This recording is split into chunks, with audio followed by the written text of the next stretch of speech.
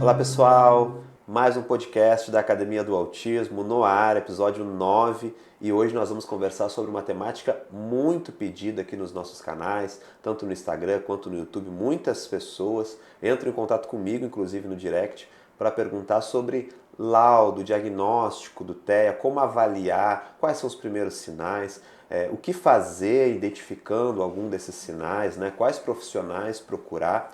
E nós temos dentro desse conjunto de estratégias, ferramentas que nós podemos fazer, nós temos para mim, um profissional e uma metodologia, né, uma avaliação para mim que deveria ser protocolar nesse processo todo, da tamanha importância que eu considero, que é a avaliação neuropsicológica, e nós vamos conversar sobre ela e também, né, o papel do neuropsicólogo nessa vivência, na busca por um diagnóstico correto e o encaminhamento para as melhores práticas, melhores intervenções na área do TEA. Para isso, eu vou estar recebendo aqui, então, uma profissional que a gente gosta bastante aqui, que é professora da nossa pós-graduação. Ela é psicóloga e neuropsicóloga, é analista do comportamento, certificada BCBA. Estou aqui com ela, aqui na Academia do Autismo, que é a Priscila Barbosa, mas eu vou passar para ela, então, contar um pouquinho da história dela. E também, Priscila, seja bem-vinda à Academia do Autismo. A casa é sua, sinta-se em casa, é um prazer te receber aqui. Conta um pouquinho pra gente como que você entrou no mundo do autismo, né? Como que você veio a trabalhar com o TEA, um pouquinho da sua história aí na área. Oi, pessoal. Queria agradecer, viu, Fábio, pelo convite. É um prazer enorme estar aqui. Bom, mas vamos lá falar um pouquinho sobre a minha atuação, né? Eu fiz a graduação em psicologia e fiz o mestrado também na Universidade Federal de Alagoas, né? Eu sou de Maceió, sou de lá. E aí eu acabei me aprofundando um pouco nessa área da neuropsicologia e da análise do comportamento. Só que durante o período de graduação, eu não tive nenhum tipo de contato, né, com análise do comportamento, nem com o TEA. E aí eu pensava muito em seguir a carreira acadêmica, né? Fazer o mestrado, o doutorado, e até eu pensava muito em trabalhar com a população surda, que eu via que era uma demanda que já tinha entrado em cursos sobre Libras, né, que eu gosto bastante, mas eu não tinha ainda esse conhecimento sobre o autismo e nem sobre análise do comportamento. E aí, quando eu finalizei a minha graduação em psicologia, que eu comecei o mestrado, eu fui chamada, né, por uma instituição para trabalhar com esse público autista, né? E foi uma novidade muito grande para mim. Então foi nessa instituição que eu tive esse primeiro contato, né, com o público TEA e com a análise do comportamento, porque lá eles trabalham a partir dos princípios da análise do comportamento. E aí eu vi essa necessidade, né, de estudar loucamente sobre o tema, porque eu realmente não conhecia nada. E aí foi onde eu me encontrei, né? Então, o meu curso, ele mudou totalmente. Então, eu costumo dizer que, na verdade, o TEA que me achou, né? Não foi eu que escolhi o TEA, foi ele que me escolheu. Porque quando eu tive contato com esse público, que comecei a estudar, realmente, assim, foi uma virada de chave para mim. E aí, quando eu entrei na graduação de psicologia, eu queria fazer a psicologia porque eu queria mudar, de alguma forma, a vida das pessoas. E aí, com a análise do comportamento, como a gente trabalha muito manipulando dados, né, a partir de gráficos, e aí eu tinha certeza de que a psicologia, de alguma forma, ia impactar a vida daquelas crianças, né, porque eu poderia comprovar, através de dados, inclusive, que o meu trabalho fazia diferença na vida dessas pessoas. Então, foi aí que eu comecei a estudar, fiz alguns cursos, inclusive, da Academia do Autismo, né, então eu passei a estudar bastante. E nesse sentido, o conhecimento da neuropsicologia me auxiliou muito, né? Então eu comecei a estudar sobre TEA, neuropsicologia e análise do comportamento. E lá em Maceió, os meus colegas de mestrado na época viam que o meu olho brilhava assim quando eu falava sobre TEA, análise do comportamento. E aí eles começaram a me encaminhar pacientes. E aí eu decidi abrir uma sala, né? De maneira muito simples para começar ali a atender os primeiros pacientes. Os pais foram gostando dos atendimentos, né, foram indicando, e aí eu entrei de cabeça realmente nessa área. Só que nesse meio tempo aconteceu até algo trágico lá em Maceió, que foi um bairro que ele começou a afundar, o solo começou a ceder. E aí todas as pessoas que tinham comércio lá e que moravam lá tiveram que evacuar o local.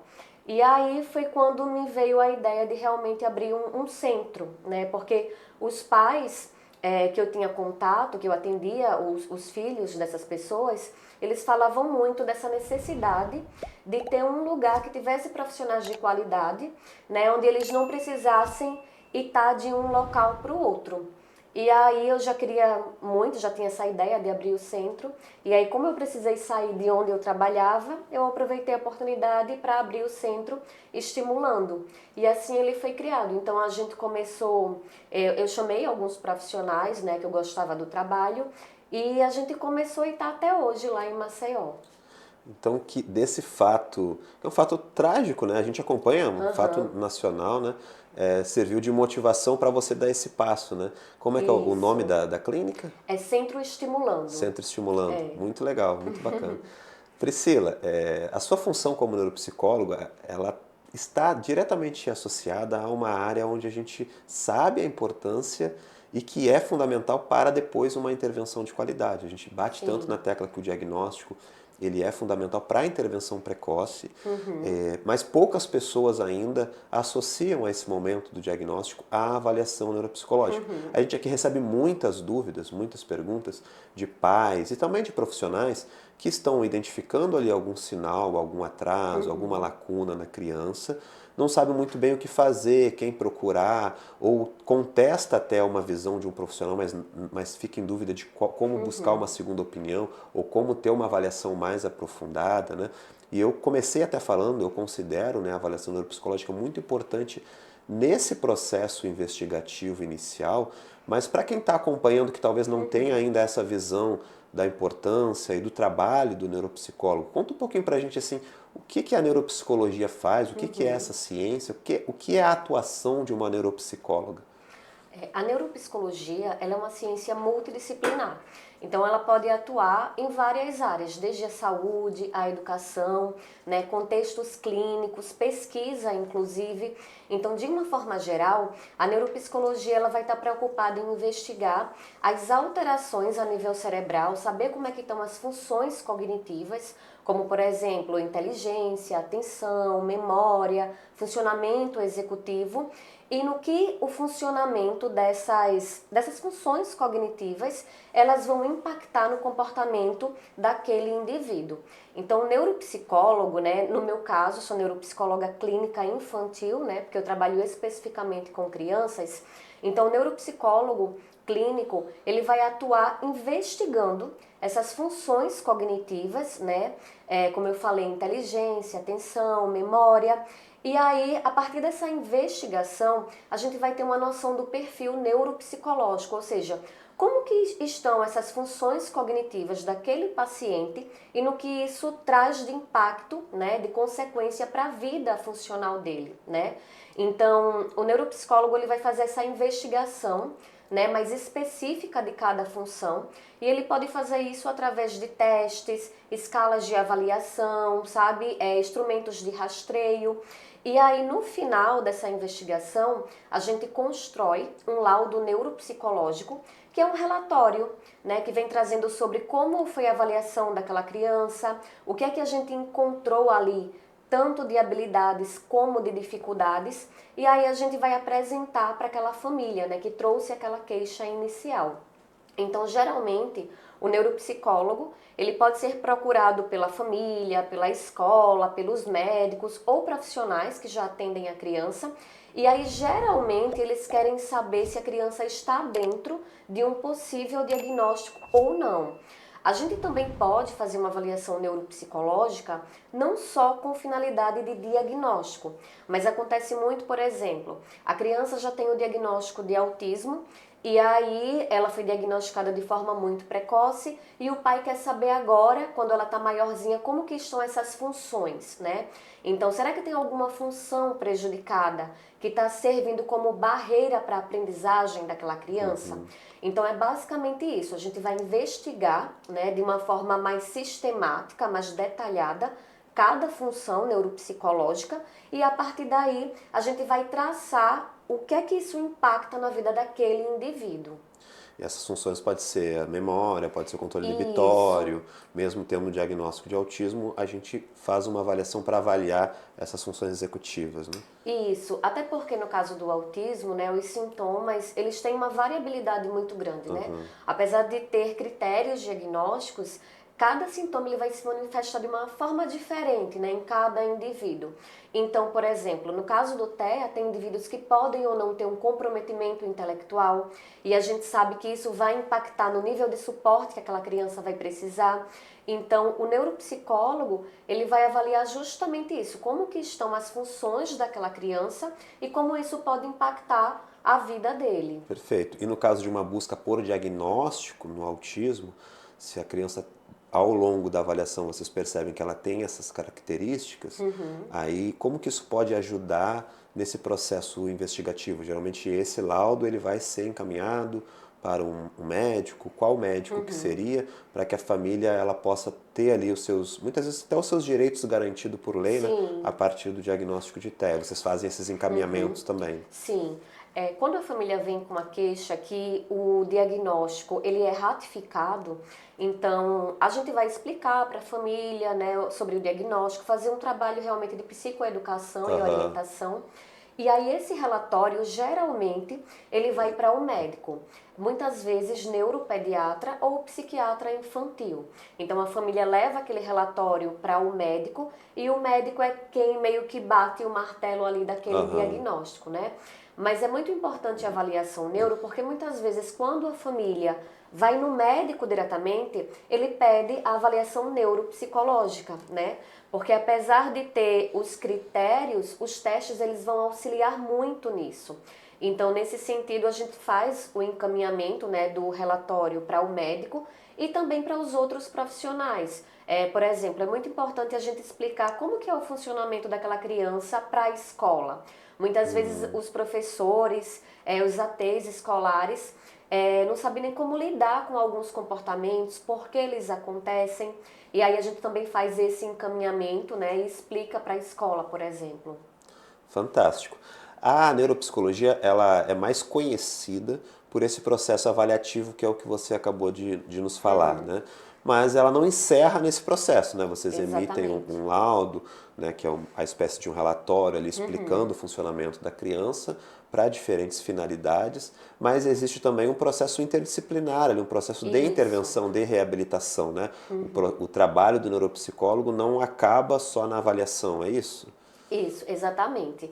Ali é só o pontapé inicial para a gente dar continuidade, né, ao tratamento da criança. Quando a gente sabe o diagnóstico da criança, a gente sabe como ter um direcionamento melhor daquela intervenção.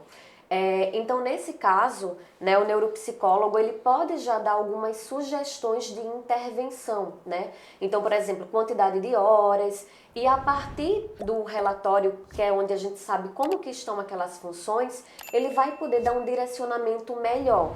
Então, por exemplo, se é uma criança que tem uma dificuldade de memória auditiva, então a intervenção ela pode utilizar dicas mais visuais, né, que facilitem a aprendizagem daquela criança. Então, nesse sentido, ele pode ali ajudar, inclusive, na construção de um plano de intervenção que seja mais assertivo e personalizado para aquela criança. E também tem alguns casos onde a gente vê nitidamente que alguma função cognitiva está atrapalhando de modo muito significativo o desenvolvimento daquela criança. Então, nesse caso, a gente recomenda o serviço de reabilitação ou habilitação de algum tipo de função. Então, muitas vezes o neuropsicólogo, ele pode continuar ali o trabalho de intervenção com aquela criança após a avaliação para trabalhar, por exemplo, a atenção. Então, se é uma criança que ela tem uma dificuldade de atenção muito grande, né, ou um tipo de atenção específico, o neuropsicólogo ele pode estar trabalhando com essa função de maneira mais assertiva e fazer com que a criança diminua barreiras para a sua aprendizagem. Fantástico. E essas barreiras podem ser entendidas como ou excessos ou alguns déficits que estão prejudicando a aprendizagem não só na escola, né? Mas na própria Isso. equipe terapêutica também, né? Isso. Tem casos, por exemplo, de crianças com TEA que têm um comprometimento intelectual, então a gente sabe que aquelas crianças vão precisar de um suporte maior, né? Então talvez o ambiente ele precise ser adaptado, né? Utilizar mais dicas visuais. Então o neuropsicólogo ele vai estar auxiliando também nessa adaptação da intervenção. Muito bom. Priscila, eu estou com algumas perguntas que chegaram para nós aqui pelos nossos seguidores do Instagram. Ok. Eu vou te passar algumas aqui. A primeira delas foi assim, ó. Quais são os testes e ferramentas mais comuns usados na avaliação neuropsicológica de autismo, né? No caso das crianças que estão com sinais de autismo, quais são os testes, os instrumentos que geralmente você utiliza nesse processo? Então, quando a gente vai fazer uma avaliação neuro, né, ou uma avaliação de uma forma geral, eu acho que é importante a gente esclarecer que a gente deve avaliar todas as funções cognitivas. Então, independente da hipótese de diagnóstico, né, mesmo sendo para casos de TEA, né, mais especificamente, a gente vai avaliar todas as funções. Por exemplo, não existe uma avaliação neuropsicológica se a gente não tem um teste de QI, né, um teste de intelecto. Então, a gente sempre vai avaliar todas as funções, independente da hipótese de diagnóstico. Contudo, quando a gente tem essa hipótese, além de fazer a avaliação dessas funções, a gente vai avaliar a sintomatologia que está associada àquela hipótese de diagnóstico. Então, por exemplo, no caso do TEA, especificamente, a gente sabe que a linguagem e a socialização estão muito prejudicadas, né? Além de apresentar alguns comportamentos, né, específicos da sintomatologia do TEA. Então, a gente pode estar utilizando algumas escalas de rastreio especificamente para o TEA, por exemplo. Eu gosto muito de duas escalas, que inclusive são de domínio público, que é o MCHAT, que é um questionário que ele é super breve, onde a gente faz algumas perguntas para os pais, né, e eles vão respondendo de acordo com a observação do que eles veem da criança. E aí ele já vai prevendo se a criança tem ali algum sinal, né, que esteja associado ao TEA. Então ele geralmente é usado para crianças menores de 2 anos. Então é um instrumento que eu sempre gosto de utilizar, né, que é o MCHAT. O outro instrumento que a gente utiliza para crianças maiores de 2 anos é a escala CARS, que é uma escala também onde a gente faz uma entrevista com os pais, né, observa também a criança, e ela também é de domínio público e pode ser utilizada aí para fazer esse rastreio dessa sintomatologia associada ao TEA. Inclusive a CARS é muito legal porque ela dá um direcionamento sobre o nível de suporte da criança, né? Então eu gosto bastante tanto da MCHAT como da CARS. Existem outros instrumentos também, como o ADIR e a ADOS, que são considerados padrão Moro para avaliação do TEA, né? Nesse caso não são de domínio público, a gente precisa realmente estudar, comprar, mas eles são bem legais para a gente fazer também esse rastreio, né, da sintomatologia do TEA. Aí, geralmente esses são os que eu gosto de utilizar para investigar esses comportamentos, né, mais específicos do autismo. Como o autismo, como eu falei, é um transtorno que acaba tendo essa dificuldade maior na linguagem, na socialização, eu gosto de aplicar testes que vão investigar de uma forma mais aprofundada essas duas funções. Então, no que se refere à socialização, eu gosto muito da escala de responsividade social, que é a SRS-2, né? Eu gosto bastante desse instrumento, ele pode ser aplicado com crianças pequenas até a vida adulta, né? Então tem um leque aí de possibilidades, eu acho bem legal. E em relação à linguagem, eu gosto muito do Protea-R, porque ele vai avaliar, através da brincadeira, né, da ludicidade, alguns aspectos sociocomunicativos. Então, fica uma avaliação mais leve. Então, de uma forma geral, eu gosto muito de aplicar o MCHAT, a CARS, o Protea, SRS-2, não lembro de outros agora. Tem a SocialiSave, que é para avaliar a socialização, né? Eu gosto bastante, apesar de ser mais um checklist, mas também é um instrumento muito legal para a socialização. Para a linguagem, eu gosto muito do ADL2, que é uma avaliação de desenvolvimento da linguagem, que é de 0 a 6 anos. E aí vai avaliar aspectos da linguagem compreensiva e aspectos da linguagem expressiva. Então, de modo geral, são esses testes o que eu mais gosto de utilizar. Agora, é claro que quando a gente escolhe o teste, sempre vai depender da idade da criança, né, do nível de funcionamento dela, mas de uma forma geral são esses os que eu gosto de aplicar. Perfeito. Você trabalha também com avaliação de adultos ou o público é mais infantil? É mais infantil, né? E agora está crescendo, né? Muito. Eu sou bastante procurada até para fazer avaliação de adulto, mas é um outro mundo que a gente precisa também estudar. E que carece muito de instrumentos também, né? Isso, exatamente. Perfeito.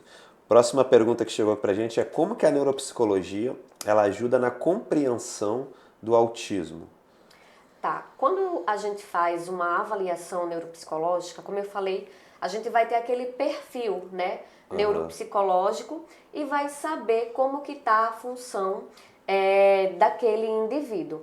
É muito importante nesses casos, né, a gente saber qual é a sintomatologia do autismo e o que é esperado para cada função. Então, por exemplo, por mais que a gente tenha critérios diagnósticos para a TEA, né, algumas funções elas vão ter um padrão de funcionamento.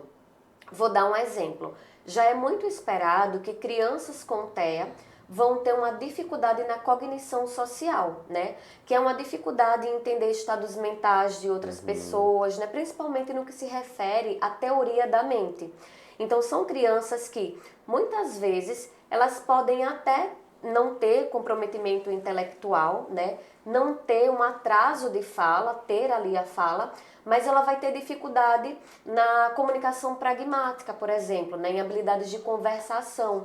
Então, nesse caso, a criança não vai entender metáfora, ela vai ter mais dificuldade de entender ironia, ela vai estar mais propícia a sofrer bullying, por exemplo, né? E aí a gente vê que algumas crianças já sofrem com ansiedade e depressão, mesmo aquelas consideradas como alto funcionamento, né? Então, acho que a compreender esse perfil neuropsicológico é legal, porque a gente já vai tendo uma noção do que esperar dessas funções, né? Apesar de não estar totalmente ali nos critérios diagnósticos, mas as pessoas com autismo elas vão ter um perfil neuropsicológico, né? Então, do funcionamento executivo, por exemplo, de todas as funções, né, que abarcam o funcionamento executivo, as crianças podem ter uma dificuldade maior no controle inibitório, que é a capacidade de controlar ali os impulsos, vão ter um prejuízo maior na memória operacional, que é essa memória de curto prazo que a gente manipula para trabalhar com aquela informação, e vão ter também dificuldade na flexibilidade cognitiva, né? Que aí está mais associado à questão da rigidez comportamental, por exemplo. Então, a flexibilidade cognitiva é aquela habilidade de quando algo muda no ambiente, a gente precisa adaptar o nosso comportamento. E a gente vê que crianças com TEA muitas vezes têm essa dificuldade. Então, de uma forma geral, quando a gente entende esse perfil, como que é o curso de cada função cognitiva, a gente pode ter uma avaliação mais fidedigna, sabe? Com a maior segurança. Que aula! Nossa, muito bom. Não à toa que é professora da Academia do Autismo, né? Muito Obrigada. bom. A próxima pergunta já aconteceu aqui também, na nossa clínica. Eu até estava te contando antes, né? Muitas vezes você faz uma avaliação e na hora da entrega, não sei se já aconteceu com você, a pergunta na verdade é essa, se você já teve algum laudo questionado, contestado, né? A gente recebe muitas perguntas assim aqui, seja por profissionais que vivenciaram isso, que nos perguntam o que fazer nessa situação, ou o que é mais comum são os pais que questionam, olha, eu fiz uma avaliação neuropsicológica, mas eu não gostei muito do resultado, eu acho que o resultado não é fidedigno. Já aconteceu com você de ser questionado o laudo e como fazer nessa situação? Eu adorei essa pergunta. Então, eu nunca tive, assim, um laudo totalmente negado, assim, nunca aconteceu, por exemplo, de eu explicar os dados, né, e o pai dizer assim, olha, eu não acredito em nada do que está aqui, para mim a avaliação não valeu, não aconteceu dessa forma, né, mas o que já aconteceu comigo, por exemplo, alguns pais questionarem um pouco mais né, sobre aqueles dados que a gente está trazendo. Já aconteceu também, muitas vezes, do pai trazer a criança achando que é só um atraso. E aí, quando a gente vai avaliar a criança, ela tem muito mais que um atraso, muitas vezes está dentro do espectro autista. E também tem casos que eu acredito que é um pouquinho mais difícil do pai aceitar o diagnóstico, né? E é compreensível, que são aqueles casos onde, além do TEA, a criança tem um comprometimento intelectual muito grande, né? Então, muitas vezes as pessoas acham que o comprometimento intelectual é só quando a criança apresenta dificuldade na escola, né? Mas não é isso. A gente olha para o funcionamento adaptativo daquela criança. Então, nesses casos é um pouco mais difícil, né? Quando eles vêm com uma expectativa, ou de não ter o diagnóstico, ou de ser algo mais simples, e de repente a gente traz aqueles dados, né? E a criança tem um comprometimento muito maior, né? E eu acho importante também a gente esclarecer que muitas vezes os pais, eles não têm a formação que nós tivemos, né? E muitas vezes os pais vão questionar, não é nem por ser aquele profissional. A gente tem que entender que aquilo a gente não deve levar para si, né? É simplesmente o pai que não teve aquela formação, não entende do diagnóstico. Muitas vezes até diz assim, mas eu era assim quando era criança, né? O meu filho é igual a mim. E aí a gente faz, né, uma avaliação mais apurada daquela criança e vê que ela realmente tem um prejuízo maior. Mas o nosso papel é explicar para os pais o porquê que a gente acha que é aquele diagnóstico e não um outro, né? Nesse sentido, a gente tem que estar muito bem preparado, porque os pais vão vir com todas as perguntas e eles estão na razão, né, de fazer perguntas para a gente e a gente tem que estar preparado para responder. Mas existem algumas formas de lidar melhor com essa situação, né? Geralmente, eu trabalho muito com a verdade, eu falo o que eu realmente acho, mas eu também trago um acolhimento para o pai. Então, não é você entregar o relatório, né, dizer, olha, seu filho possivelmente tem esse diagnóstico e vida que segue.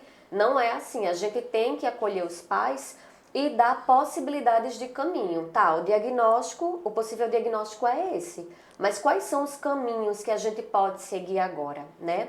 E também uma dica que eu posso dar assim através da minha experiência é que não é só falar do que a criança tem de dificuldade, não é só os pontos negativos. Em uma avaliação neuro, inclusive, a gente deve falar o que a criança tem de ponto forte e o que ela tem de ponto fraco, né? Muitas vezes aquilo que ela tem de pontos fortes, de habilidade, é o que vai ajudar ela a diminuir algum comportamento que esteja em excesso. Então, acho que é importante esse acolhimento, sabe? E a gente nunca tomar para si, né? Quando o pai, assim, fizer muito questionamento, achar que está diminuindo o nosso trabalho. Não, a gente tem que estar preparado e explicar os possíveis caminhos, né? E informar para o pai quais são as possibilidades que ele vai ter a partir dali. E que aquela criança, ela pode desenvolver, né? Com uma intervenção adequada, claro. Perfeito, não levar para o coração, né? Até porque Isso. é um diálogo ali, não entre pares, né? Mas entre profissional e cliente, Isso, né? exatamente. Perfeito. A próxima pergunta que chegou aqui, eu particularmente gostei muito, assim, porque fala sobre aba, né? E a gente tem, né, esse boom da análise do comportamento no Brasil e de que realmente é a ciência que mais tem evidências para a população autista, mas não é só de aba que os autistas precisam, precisam de um trabalho interdisciplinar. Isso. E que a aba ela é ali, digamos, o centro, né, dessa intervenção, mas a gente não pode direcionar toda a intervenção de uma criança com um transtorno tão grave como o autismo para duas pessoas, que geralmente é o supervisor e o AT. Não, tem todo um conjunto ali de saberes que fazem parte desse cenário. E você é analista do comportamento, né, PCBA certificada, está à frente, né, de uma clínica que presta serviços em aba também, além de ser neuropsicóloga. Isso. Então você é a pessoa ideal para responder essa pergunta. Assim, como que uma avaliação neuropsicológica pode, né, direcionar ou até mudar ali os caminhos de uma intervenção ABA? Isso já aconteceu? É comum? Como que ela pode assessorar a tomada de decisão do profissional que está lá na linha de frente, fazendo o seu trabalho diariamente para ensinar habilidades, e aí recebe esse resultado da avaliação, e como que ela pode mudar ali os caminhos de uma intervenção? Sim, quando a gente faz a avaliação neuro, como eu falei, né, a gente tem um perfil neuropsicológico daquela criança. Então, na avaliação, a gente vai ter uma noção das funções que têm maior prejuízo e das funções que estão preservadas, né, vamos dizer assim. E aí, por exemplo, quando a gente avalia o intelecto daquela criança, se tem prejuízo ou não. Então, é um direcionamento para a gente saber, por exemplo, o nível de suporte da criança. Se ela vai ser nível de suporte 1, né, precisar de pouca ajuda, ou se seria algo mais grave, onde ela precisaria de um suporte maior, né, seria nível de suporte 3, por exemplo. Nesse sentido, vai impactar diretamente na quantidade de horas da intervenção ABA, que é algo muito polêmico, inclusive, né? Porque a ciência ela traz que a intervenção ela precisa ser intensa, precoce, né? Muitas vezes precisa de muitas horas. E aí a neuropsicologia ela vai auxiliar demais nessa parte.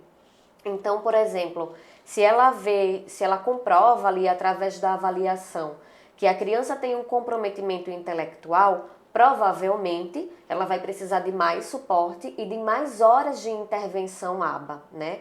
Então esse é um primeiro ponto aí que vai nos auxiliar nessa quantidade de horas que aquela criança vai precisar de intervenção. E é claro que vai estar auxiliando também, porque uma vez que a gente compreende como é a função daquela criança, a gente pode fazer uma intervenção mais assertiva dentro da aba, né? Dentro da análise do comportamento. Então é como aquele exemplo que eu dei, a criança, digamos que ela tenha uma dificuldade maior na memória auditiva, mas a memória visual dela é muito boa.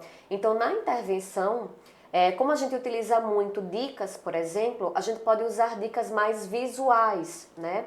Então, um outro exemplo, se eu vejo que a comunicação daquela criança está prejudicada, eu vou saber exatamente qual é o aspecto da comunicação. É em habilidades pragmáticas de conversação, ou aquela criança, ela não tem só o atraso de fala, tem a fala totalmente ausente. Então, qual o primeiro passo? Eu vou colocar uma comunicação alternativa ali, por exemplo, o uso de um PECS, né, ou o uso de algum sistema de alta tecnologia. Então, nesse sentido, a avaliação neuro ela vai nortear, sabe, vai estar ajudando ali a construir esse plano de intervenção que está dentro da intervenção ABA, né? Então, assim, eu sou suspeita de falar porque eu amo a neuropsicologia, eu amo demais a análise do comportamento. E eu acho que ter esse conhecimento realmente acaba sendo um diferencial na nossa profissão, né? Quando a gente vai fazer uma intervenção. Sim, o quanto ajuda o supervisor a tomar as decisões, né? Sim. São decisões muito difíceis de ser tomadas. Qual é a carga horária indicada, né? Como direcionar a intervenção, como selecionar objetivos, priorizar que caminho seguir, né, para o aplicador. Então acredito que você com esses dois conhecimentos deve ter mais facilidade na hora de tomar essas decisões. Né? Isso. Eu lembro que teve até um paciente que uma vez a gente fez avaliação lá e ele tinha recebido alta da fono. E aí, quando a gente avaliou, ele era aquele paciente de alta funcionalidade, né? Mas que quando a gente avaliou mais a fundo a questão da linguagem, a gente via que ele tinha muitas dificuldades em habilidades de teoria da mente, né? Que muitas vezes a gente não tem instrumentos para avaliar de forma fidedigna, né? Algumas funções. E aí foi quando a gente viu, não, ele não pode ter alta, porque à medida que ele foi crescendo, apesar dele ter alta funcionalidade, as habilidades do meio vão ficando mais complexas, né? Então aquilo estava tendo impacto na vida dele. Então aí a gente solicitou que ele voltasse para a fono, mas que os objetivos já eram totalmente diferentes, né? Não era mais aquele objetivo que ele tinha quando era uma criança menor, né? Agora era para realmente manter diálogos, né? Trabalhar mais as habilidades pragmáticas de conversação, de interação comunicativa. Perfeito. Priscila, estamos chegando na reta final aqui do nosso podcast, mas antes de se despedir do pessoal, eu queria que você deixasse dois duas dicas para quem está nos acompanhando. Uma delas para profissionais que pretendem seguir a área, que estão na área da neuropsicologia, mas ainda precisam avançar, estão iniciando os estudos na área. E uma dica para os pais que estão percebendo algum sinal no seu filho, o que fazer diante desses sinais, quem procurar, e como diferenciar bons de profissionais não tão bons assim. Para os pais, né, principalmente aqueles que ainda estão em dúvida, o que eu acho importante é não esperar. Eu sei que isso gera muita ansiedade, porque desde que o bebezinho tá ali na barriga da mãe, é criada uma expectativa, né? O pai já vê já imagina aquela criança desde o nascimento até a vida adulta dele. Né? E muitas vezes quando a criança ela sai um pouco, destoa do desenvolvimento do que é esperado, né, para crianças típicas, isso assusta. Né? Mas independente de procurar uma avaliação, eu acho que a gente tem que disponibilizar oportunidades para aquela criança desenvolver. Então, o ideal é não esperar, né? Como eu falei, eu sei que gera muita ansiedade, né, insegurança, que é muito desconfortável às vezes para os pais, essa questão da investigação do diagnóstico. Mas a gente tem que pensar no bem-estar da criança e no que a gente está tirando de oportunidade de aprendizagem dela. Então, procurem realmente, né, fazer uma avaliação neuropsicológica, que seria o ideal, porque na primeira infância a gente tem o que é chamado de períodos críticos do desenvolvimento, que seriam alguns períodos, né, onde a criança teria uma maior facilidade de aprender. Então, por isso que a gente bate tanto na tecla da intervenção precoce, né? Porque a criança ela vai ter ali alguns períodos onde ela vai aprender mais rápido, tá? E mesmo que não seja uma avaliação, né, mas já coloca aquela criança na intervenção. Até a nós mesmos, né, a gente procura intervenção quando algo não está bem na nossa vida, né? E a gente não pode tirar isso da criança, tá? Então esse é o conselho que eu dou, não esperem, pense no desenvolvimento da criança, tá? E já para os profissionais, eu acho que o conselho que eu poderia deixar é estudar e ter empatia. Eu acho que quando a gente estuda, a gente evita fazer muita bobagem, né? A gente sabe que hoje tem uma gama de profissionais, muitas vezes praticando algumas intervenções que não têm validação científica e aquilo tem um impacto na vida da criança, né? Principalmente quando a gente trabalha com desenvolvimento infantil. O nosso trabalho, ele vai impactar demais o desenvolvimento daquele ser humano, seja para o bem ou para o mal. Então, quando a gente estuda, né, a gente diminui a probabilidade de cometer erros, né? E aí a gente pode estar transformando aí muitas vidas. E claro, ter empatia, né? Porque eu acho que é um tipo de trabalho que precisa ser mais humanizado. Então, acho que para os pais seriam não esperem e para os profissionais estudem e trabalhem a empatia. Muito bom, muito bom.